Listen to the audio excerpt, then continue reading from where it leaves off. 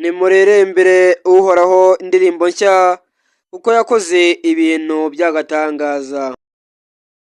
Indyo ye, ukuboko kwe k'ubutagatifu byatumye atsinda.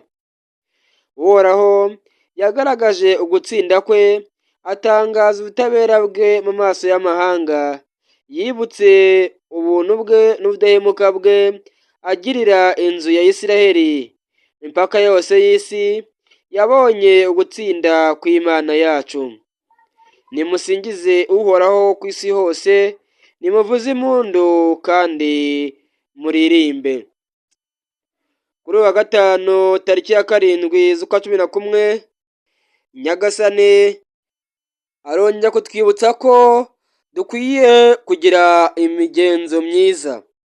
Nk'uko Pawulo intumwa ayivuga ati, nzi neza ko namwe ubwanyu mwuje ingeso nziza, ko mwuzuye ubumenyi bwose, ko mushobora ubwanyu kwijijurana. Aha Pawulo intumwa ni imibaro yandikiye Abanyaroma, ariko arumva ko ubwabo buje ingeso nziza. Yumva ko buri umwe wese afite ububasha bw'Imana. Yumva ko buri umwe wese atuwemo n'urukundo rw'Imana ihoraho, maze kandi akaba yuzuye ubumenyi bwose bwayo.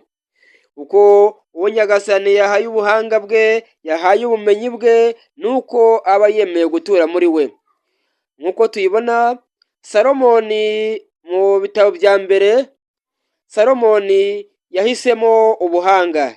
Yahisemo ubuhanga buruta ibindi byose, maze Nyagasani arabumuha, amwongereraho n'ubukungu bwose. Nyagasani ni igitangaza. Tumusaba kimwe cy'ingenzi, akaduha akatwongeraho ibindi. Niwe uduha gusaba igikwiriye kandi mu gihe gikwiye. Mutagatifu Ludovico Louis de Montfort niwe mu gitabo cye asoza hamwe agira ati, Yezu Kristu niwe buhanga buhoraho wigize umuntu. Konde Yezu Kristu niwe buhanga buhoraho wigize umuntu. Ukabavuga ngo twiyegurire Yezu Kristu ubuhanga buhoraho wigize umuntu, duciye mu biganza bya Bikira Mariya, ingoro ikwiye ya Nyagasani Imana yacu. Utuwemo n'urwo rukundo rw'Imana yacu, abavuga yishongora nka Pawulo ayivuga ati, nicyo gituma nshobora kwirata muri Kristu Yezu ibyo nkorera Imana. Pawulo avuga ko ashobora kwishimira akirata muri Kristu Yezu. Ubwo ya ndirimbo igira iti, ese n'iki nakwiratana tari zahabu cyangwa feza? Nta kindi ni ukwiratana umusaraba w'umutsindo wa Nyagasani. Wongewe mfite icyo niratana, kitari zahabu cyangwa feza, hari urutare negamiye, ndarata umusaraba wa Yezu, ni koko ndarata umusaraba wa Yezu.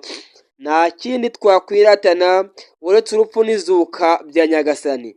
Niyo mpamvu nicyo Nyagasani adukoresheje, aduhayemo imbaraga ze, dukwiye kukiratana mu ijambo rye, dukwiye kukiratana turata urukundo dukunda, atari twebwe ubwacu tuvuga ngo twakoze, ahubwo tukirata tuvuga ko ari Kristu wakoze, ko ari Kristu wadushoboye.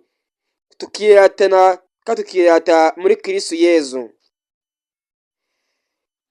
Kuko njye ntagira icyo niratana usibye icyo Kristu ubwe yankoresheje.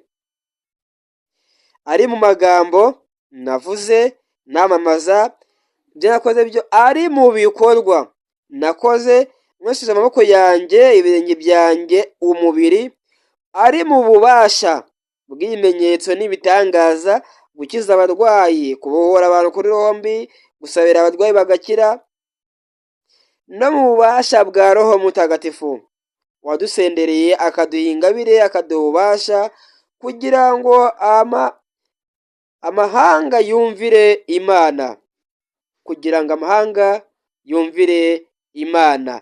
Byose nta handi nabyirata atari muri Yezu Kristo watsinze. Muvandimwe rero, nawe uyu munsi ndakwifuriza kwiratana umusaraba wa Yezu. Umusaraba wa Yezu muhorane, mugendane kandi wiratane, kuko uriho ikuzo ryawe, kuko intsinzi n'ububasha ni iby'Imana yacu yonyine, kandi muri Yezu Kristo tuboneramo byose, tuboneramo urukundo, amizero n'imbaraga. Uyu munsi rero nkuragije urukundo rwa Nyagasani rukubemo, uruguturemo, kandi nawe uruturemo, kuko uba ingoro ya Nyagasani imukwiriye. Amen. Umunsi mwiza, umunsi w'ibyishimo.